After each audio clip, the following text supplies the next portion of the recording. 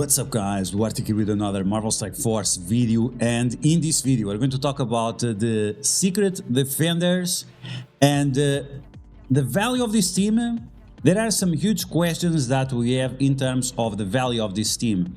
And it's not like, oh, are they going to be good in game modes? Yeah, they are going to be good in game modes.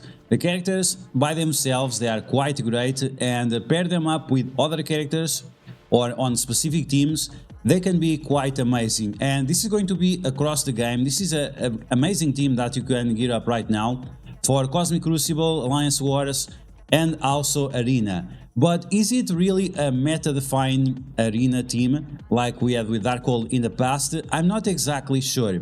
So in this video we're going to talk about the team as a whole, and we're also going to talk about individual details that we have with these characters. For example, we have a lot of T4s that are for arena. Should you do T4s for arena? Are you going to use the full team in arena? We're going to listen from the developer's mouth and see if that's going to be the case or not. We're also going to take a look at some gameplay of the envoys and some misleading information and misleading videos that we have seen, because the representation that we got is not what we have on the live game. We saw a lot of gameplay with 7 red stars Apocalypse, but that didn't have the Awaken abilities. And that's a huge deal. If you don't have the Awaken abilities, it doesn't really matter if you have a 7 red star Apocalypse or not, because yeah, sure, he has the stats, but he doesn't have the mechanics that make him as good as he is. Okay, so we have a lot to go across on this video, so buckle in. And as always, if you like the information on this video, make sure you share it with your friends on Facebook and Discord. If you're new to my channel, make sure you subscribe for more Marvel Strike Force content, and make sure you smash that like button like a boss. Okay, so Black Cat, she's gonna be available tomorrow. Her trials begin, and I'm gonna do my first run on difficulty 8. You'll be able to see that on YouTube quite quickly, and then I'll do a run on difficulty 9 where I'm gonna try to get top 50 rewards, and I'll also make that available, but at a later date, just to make sure I have a solid video for you. In terms of the characters, we have the Ghost Rider event starting up soon, we have the Miss Marvel event going on right now, and we already had the Photon event. These characters are overall very strong, as I mentioned before, but I feel like there are so many traps on this team. Traps like T4s and traps like the ISO 8.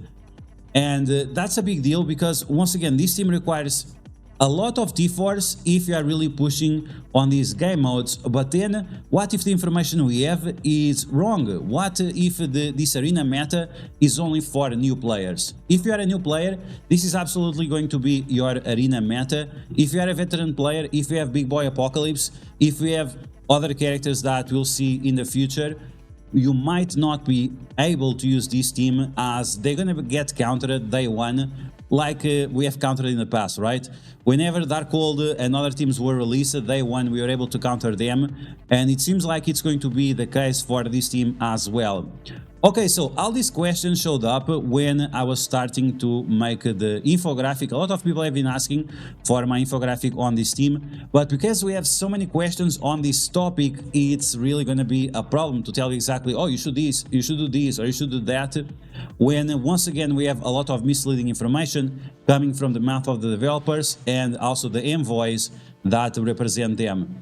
And like I said, T4s that are specific to game modes like Arena, you might not need them, but you might also need them. The problem that we have right now in the current cycle of Marvel Strike Force is that it seems like one legendary team is going to unlock the next legendary team. Kang is not legendary, but he's a pseudo-legendary. He's as good as legendary characters, but he was one character that you had to buy, so don't expect his shards to come up free anytime soon. But Kang unlocked Nova, Nova unlocked Black Cat, Black Cat is going to unlock Green Goblin, and Green Goblin is going to unlock Sentry, and then with all these characters you're going to be able to unlock Mephisto. This is supposed to be the cycle we are right now in. Of course, these are all rumors, it has not been officially confirmed yet, but based on what we had 1.5 years ago and based on what we have now, we are literally on the same cycle to unlock the next 1 year long legendary character, which some people are okay with it. I'm actually happy with it. some people don't like it so much because it requires other resources like Isolate Blue level 5 and so on. And that's another problem with this team. So first problem is that if that's the case, if the Secret Defenders are going to unlock the next legendary character, all these T4s that are specifically required for Arena, you have to build these T4s not because you are going to use them in Arena, but because you need to use them on these new trials that will have the Arena effects active. So this is going to be a big deal because, I mean, you literally have to spend T4s for doing the Black Cat trials. And as we have seen from the Scourges, after 3 runs or 4, you don't have them again, and all those T4s are going to waste. Then we also have the problem with the Isolate. Should we start already building these characters to Isolate level 4 and level 5, or should we wait for the Isolate Purple? Maybe the Isolate Purple is the one that will be required for Mephisto. There's definitely some big changes coming up soon.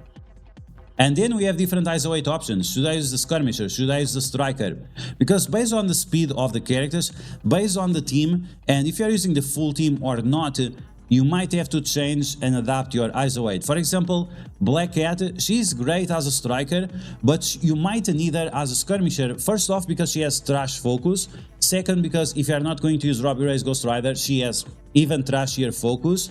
And then because the basic is nice, the basic allows her to charge up faster, which will heal her up, but you might be in a meta that is so fast that it doesn't really matter if she's healed up or not, because she might get destroyed turn 1, and that will be a problem, right? So the discussion between the Striker and the Skirmisher, I think it's going to be a long one. It's going to be like Red Hulk, Raider, Striker and Skirmisher. I think for different folks, different strokes, but overall, I think it's going to be quite defining which Isolate you're going to use on her, and this is why you should be careful taking them to Isolate level 4 or level 5, because you might have to change it down the line. Then we have Doctor Strange, Isolate Healer Skirmisher with Robbie Ray's Skirmisher Striker. He does a lot of bleeds. If you apply bleeds to a character with Isolate attack and he still didn't got Isolate, if he still didn't got bleeds on that turn, he's going to get speed bar. So the Isolate is also going to influence how fast the characters are. Miss Marvel copying positive effects, Skirmisher is going to be important, and Photon is the only one that I think it's the only one that is absolutely Striker, and no question there. So there are a lot of questions about the T4s, there are a lot of questions about the Isolate, and depending on how the game goes forward, we might have to adapt because the reality may change. And there you go, you have purple Isolate, and now, oh wait, we have to change this Isolate, or we have to adapt to this new meta, or we have to gear up all these T4s that we could easily skip if the team is not going to be reliable in Arena. And because of that, we'll have to do the T4s anyway. Okay, so let's listen from the developer's mouth what they say about Arena. And even themselves, they say that you might not need the full team. You might not need the full team. So let's listen to them. Yeah, for sure. So the Secret Defenders are an Apex Arena team. So Apex Arena team, but I would say that this is for new players. So you'll be wanting them to continue your dominance in the arena. We do test them in many different modes, and I can tell you they're pretty good in war as well. All right, so okay, something we can see right away is that they're using 4 horsemen with no Apocalypse. Where is Apocalypse? We have the 4 horsemen and we have no Apocalypse. They put Kang here, and you can see that Kang died right away. This is extremely misleading. This is what I was saying. All this information is extremely misleading because no one is using these teams. Absolutely no one is using Kang on defense, and absolutely no one is using the horseman without Apocalypse. And probably almost no one is using the Apocalypse team with Horseman as well. We have hybrid teams that are a lot better. So this is what I'm saying. This is an Arena Apex for new players. If you're not a new player, if you're a veteran player, it might not be the case. But let's continue watching. Arena meta right now, we're seeing a lot of Apocalypse and Horseman. How is Secret Defenders going to fare against some of those other teams we're seeing at the top right now? Well, if I did my job right, you should win those matchups. with full Secret Defenders, you know, the arena meta is such that we want to encourage some amount of theory crafting. So I won't say flat out that the full 5 Secret Defenders are the absolute best, but you will definitely need a couple Secret Defenders mixed in with your arena teams if you want to Okay, so there we go. From the developer's mouth, do you need a full team? No, you just need a couple of them. A couple. I mean, a couple. What is more than it's more than one, right? So you can have 2 or 3. Yeah, a couple is usually 2. So I mean, the team is 5 characters, bro. The team is 5 characters, and you're telling me that I only need 2 characters to be competitive in arena. And once again, this is the developers. The developers don't play the same game we play. We have seen this from the Apocalypse experience. It was an absolute mess. It made the biggest player in Marvel Strike Force to quit the game, Tornado Mike Japan. So whatever the developers say, it's always highly questionable, except that maybe you don't need a full team. I think that you should take literally, because if you can skip characters, if you can skip T4s that are required for arena, but you are not going to use those characters in arena, why are you going to use them? And once again, we are going to go back to Photon, because you can see the T4s on our passive. It says arena, arena this, arena that. If I'm not going to use this character in arena, why am I going to do a T4 that is specifically for arena? This is a big skip that you can do, and that is going to save you resources, unless, of course, they are going to force you to gear up these T4s with the unlock of the next legendary. That should be in 3 months or so. Okay, so now we're going to take a look at some footage from Mobile Gamer, and we're gonna see this team in action. This is supposed to be the most arena meta that we're going to have in the near future, with the Super Skull, Miss Marvel, Black Cat, Ghost Rider, and Apocalypse. Of course, this is not taking into consideration some of the discoveries that we made in the last couple of weeks in terms of arena meta, but let's take a look at it. And once again, the position of the team is going to be crucial for this. If you want to be successful as much as possible, the way you play it, it's really gonna change it, because whoever gets attacked, for example, Super Skull went first. You want to try to trigger somehow the Apocalypse to get it speed up. Whether it is your Apocalypse or the enemy Apocalypse, there are certain abilities that trigger his passive abilities and others that don't. So we are going to try to minimize the amount of disrupts we have. We're going to try to maximize the amount of speed our team has in order for us to use the ultimate of Apocalypse early on to apply the trauma and also to flip buffs. And the meta of arena, it's not going to be exactly what we are taking a look on the screen. I'm not sure if Kang is going anywhere. Like I said, we have made discoveries on the arena meta that drastically change the way this works, and I have to wait and see, because we are definitely maybe we are going to use Black Cat and Miss Marvel are light, but I'm not sure about the other characters. I mean, it's just too early to see. It's just better to wait, and then you can decide, oh, should I do this C4? Should I use this ISO weight? Because if you really have to change the way you play the matches, if really we can exploit the mechanics of the game thanks to the kits that we already have in-game, like Apocalypse Empowered and so on, that's going to be a huge deal going forward, and it can allow you to save a lot of resources going forward. Okay, so from what we heard from the developer's mouth, from what we have seen from the different matches we have taken a look at, is this team still not going to be important? Of course the team is still going to be important. As I mentioned before, Cosmic Crucible Alliance Wars and Dark Dimension, most of these characters, if not all of them, are going to be crucial to make sure that you progress as fast as possible, also by having a good experience and also not having to spend tons and tons of resources.